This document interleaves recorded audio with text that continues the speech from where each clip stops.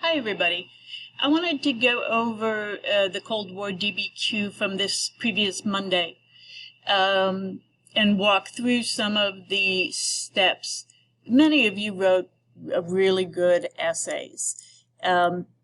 However, there's always room for improvement, and for some people, there were gaps that can be filled in, and hopefully this will help. The question was, as you recall, what were the Cold War fears of the American people in the aftermath of the Second World War? And really, the bulk of it, the core of it, was how successfully did the administration of President Eisenhower address these fears? First, something about the thesis. I'll keep the question up there so you can reference it. I'll keep it on every slide so you can reference it as we're going through. You noticed, of course, that the thesis has, the question has two parts.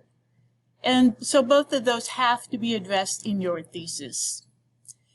The first part is something you'd probably do anyway, but since it's part of the question, it can be part of the thesis, and that is, in fact, it should be, that is identifying some of those fears the American people had in that time period. The second part, of course, the bigger chunk asks you to evaluate the response to those fears of the Eisenhower administration. This question leads you, right, to complexity in your response because the question asks how successfully did the administration. So it's already, there has to be some nuance. Maybe it was greatly successful. Maybe it was somewhat successful in this, but not in that. So let's take a look here. Just repeated what I said earlier. So an example of a thesis that addresses the complexity of the question right here is the Cold War fears of the American people stemmed largely from the intense rivalry with the Soviet Union as well as the reaction to that perceived threat at home.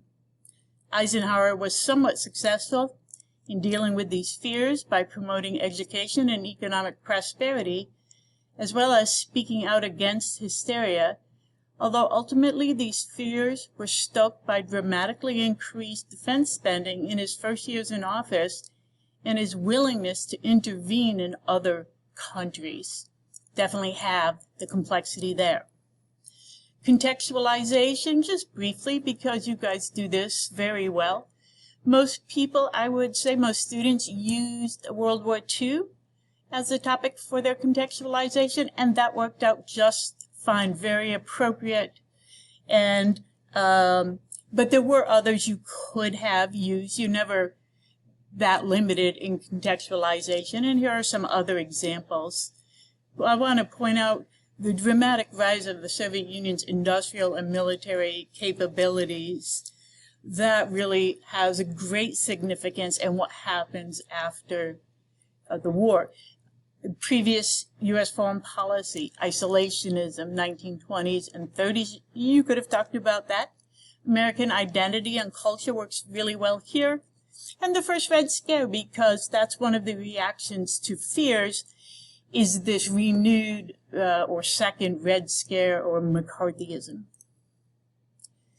Please remember always the requirements for contextualization. And again, most students had this. That's great. Must describe a broader historical context. Must be relevant to the prompt. Must include 2 to 3 pieces of concrete evidence. And obviously, you would also need to show the relationship among those pieces of evidence and not simply identify them and not do anything with them. So that's important. And your contextualization, to be useful, must link directly to the thesis. That is the point of it. You're building up to the thesis. Topic sentences. Again, let's remember the requirements for topic sentences. The key thing to remember is that they are derived from the categories in your thesis. In the body paragraphs, they are extended into a complete argument or claim, each of them. And they are supported by evidence and explanation analysis in that body paragraph. Let's look at an example. Well, let's go back and look at what the categories were. And they are highlighted here in different colors. And I'll give you a moment just to look at this. But one of the categories is the threat at home. In the green, that's going to be about in what ways was Eisenhower somewhat successful in addressing those fears. And then in the blue, in what ways was he less successful or not successful at all? Okay, so those are the categories. They need to be extended into topic sentences.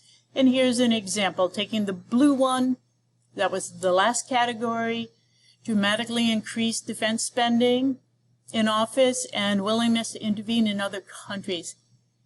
Here's a topic sentence, relates to that category, is about that category. It's just extended into an argument. And here it is. Eisenhower's spoken wish to calm hysteria was betrayed by greatly increased spending on defense and interventions in other countries, sometimes covertly, which had an overall tendency to increase fears among the American people. That is a complete topic sentence. It's an argument. It relates back to the prompt. How did this, or did this increase fears? If yes, how? Then maybe that will be gotten to with a little more, a little beyond the topic sentence. But that is a very appropriate topic sentence and argument. Evidence from the documents. Skipping content of documents, you're very good at that. That's not a problem for anybody. But evidence from the documents supporting an argument. Sticking with the topic sentence from the last slide, and you can read it here again.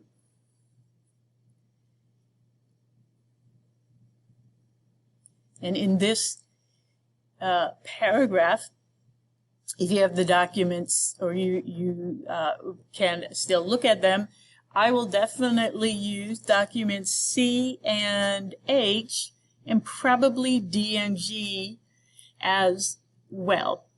And C, to help you recollect, was an image of people, a family, I guess, in a fallout shelter. Document H was the statistics, the data on defense spending from 1949 to 1959. And D and G were about education and the interstate and defense highway system. That I might use those, if I was doing this, I might use those two documents to note that, yes, those were positives, but at the same time, they were, the purpose of them, the intent was to help the United States defend itself. That was really at the root of why those things were undertaken in the first place. So here I'm using H and C, and here is use of evidence from the documents to support an argument. The dramatic increase in defense spending from 51 to 53 in document H, always help your reader, points to a tendency toward militarization, which leads the population to be more on edge and concerned about possible attacks on the United States, to the extent of even creating nuclear fallout shelters, and that's shown by document C. Question of outside evidence. I'm not going to go through all this list, just to say it's not exhaustive. It never is. Nobody can ever get every single piece of possible outside evidence, and you may have a different idea than other people, as long as it works and it's in the time period for the question, which here was 1948 to 1961, you can use it. It's not enough just to use it. Of course, you have to say how it supports an argument. So if you just throw in a piece of outside evidence without explaining its relation to an argument, then that is not likely to be acceptable. Here's an example for that same topic sentence, so that same paragraph. Eisenhower and his administration argued for helping the French stay in Vietnam. It's in black, highlighted in black, so you see that that is concrete outside evidence, by sending financing for their war effort on the grounds that if they were to fall, the result would be like the falling of dominoes to communism. This so-called domino theory, so that's also concrete evidence, came to guide U.S. policy in Southeast Asia. The idea that America must respond lest more countries fell to communism heightened fears in the United States of continual war. Okay, so you see how it's not just the use of outside evidence, not simply identifying it, but using it appropriately, explaining how it supports an argument. Sourcing, just a couple of examples here, reminding you it must be for at least 3 documents. Again, not enough to simply identify a purpose. For example, you have to say how and why, or one or the other, that document's purpose, for example, is relevant to an argument. So you go beyond identifying to explaining. It's kind of the same thing with documents, with outside evidence, with topic sentences, you're explaining. For document C, here's a historical situation. That was the fallout shelter. Eisenhower's defense policies leaned heavily on atomic weapons. People were afraid and families began to build fallout shelters across the country to protect them from a nuclear bomb. So that's the historical situation that works for C. The purpose of E, and E was, I believe, a cartoon by, Herb Block, the Washington Post, about must the U.S. take the first blow. And here we're going to link the purpose, or show how the purpose is related to an argument. So the wisdom of Eisenhower's reliance on nuclear weapons is called into question by this cartoon. As a major cartoonist, the intention is to get the attention of the administration about this point of view that maybe this isn't the best idea. This massive retaliation or first strike or no first strike, all these policies that relied on nuclear weapons, over-relied perhaps on nuclear weapons. And finally, complexity, and this will be easy to discuss because the way the question is worded and what it is asking demands complexity in your response. And we've worked on this throughout the year. You're going to be nuanced if you answer that question thoroughly. So if you have constructed useful categories in your thesis that address the question entirely and extended those to strong topic sentences or arguments, same thing, right? Topic, sentence, argument in the body paragraphs, you will have complexity. It doesn't matter whether you said, like the examples here, that yes, on the one hand, this was successful. On the other hand, he was less successful in addressing fears in these ways. You might have said the opposite. As long as you show the evidence and explain it, there's not one right way. Thanks for listening. See you in class.